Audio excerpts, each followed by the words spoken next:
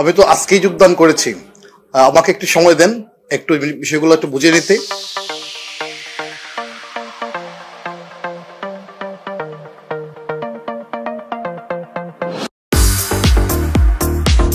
দেখি কি করা যায়।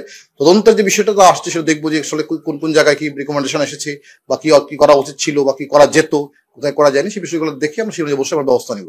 আপনারা অতীত যেই অপারেশন গুলো আমরা দেখেছি, আমরা এখানে যারা আছি সবাই প্রত্যক্ষ করছি, সারা দেশবাসী প্রত্যক্ষ করছি, আপনার এই যেটি পাথরক্ষেপ যারা তারা কিন্তু খুবই শক্তিশালী, আপনি জানেন।